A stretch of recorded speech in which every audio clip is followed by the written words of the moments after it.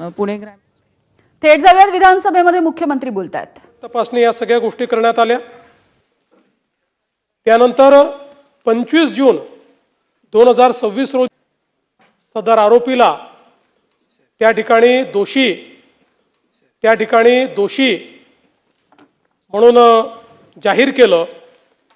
म्हणजे जवळपास घटना घडल्यानंतर 55व्या दिवशी न्यायालयाने त्याला दोषी ठरवलं आणि त्यानंतर 29 जून म्हणजे आज आरोपीला तिहेरी फाशीची शिक्षा ही न्यायालयाने दिलेली आहे। केवळ 29 दिवसामध्ये 55 साक्षीदार तपासून सर्व प्रक्रिया पूर्ण होऊन या ठिकाणी ही फाशीची शिक्षा झाली आहे। या निमित्ताने न्यायालयाचे विशेष आभार मानतो। याचं कारण चार्जशीट दाखल करेपर्यंत टाइमलाईन ही पोलिसांच्या हातात असते, पण त्यानंतर ती मुख्यत्वे करून न्यायालयाच्या हातात असते। या प्रकरणामध्ये न्यायमूर्ती SR साळुंखे यांचे मी विशेष आभार मानतो की त्यांनी आपल्या सुट्ट्या देखील रद्द केल्या आणि कंटिन्युअस सुनावणी या विषयाची घेतली।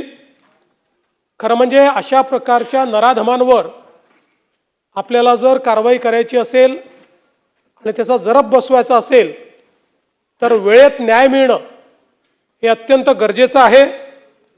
आणि निश्चितपणे मला असं वाटतं की या संदर्भात न्यायालयाने स्वतः एक नवीन उदाहरण हे आपल्या पुढे मांडलेलं आहे। मी पुणे ग्रामीणचे SP संदीप सिंग गिल आणि त्यांच्या अधीनस्थ जेवढे अधिकारी यामध्ये काम करत होते, कर्मचारी काम करत होते, त्यांचे अभिनंदन करीन, कारण त्यांनी अतिशय चांगल्या पद्धतीनं पुरावा जमा केला आणि सगळे पुरावे योग्य पद्धतीनं त्या ठिकाणी ॲप्रिशिएट झाले। त्यामुळे फाशी देण्याकरता case has to be proven beyond doubt, त्या पद्धतीनं बियॉन्ड डाऊट या ठिकाणी या सगळ्या पुराव्यांच्या आधारावर आपण ती केस प्रूव्ह करू शकलो। विशेष सरकारी वकील श्री अजय मिसर यांनी देखील अतिशय चांगल्या पद्धतीनं या केसमध्ये कारवाई केली आणि त्यातून एक नवीन बेंचमार्क तयार झालेला आहे। खरं म्हणजे अशा घटना घटू नये हीच आपली प्रत्येकाची इच्छा आहे, पण दुर्दैवाने समाजामध्ये ज्या प्रवृत्ती आहेत त्या प्रवृत्ती कधी ना कधी डोकं वर काढतात। त्यामुळे आता या केसमुळे आपल्याला एक अनुभव आलेला आहे की जर वेगाने काम करायचं ठरवलं तर अशा नराधमांना अगदी कमीत कमी वेळेमध्ये म्हणजे 2 महिन्याच्या आत 59 दिवसांमध्ये देखील फाशीपर्यंत पोहोचवता येतं।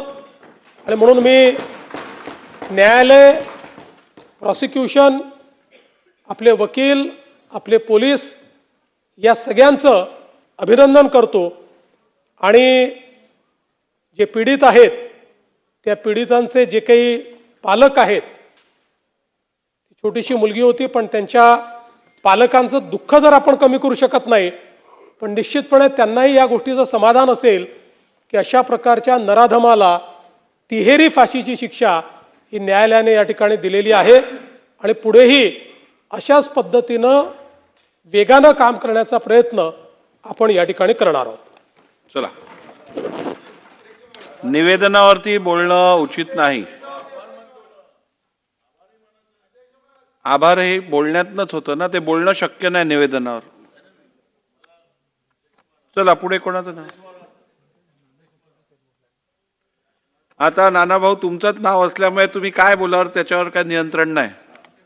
अध्यक्ष महाराज, मी माननीय मुख्यमंत्री, कारण की त्यांच्याकडे गृह खातं आहे, त्यांनी या केसमध्ये ज्या पद्धतीचं लक्ष घातलं, फास्ट ट्रॅक कोर्ट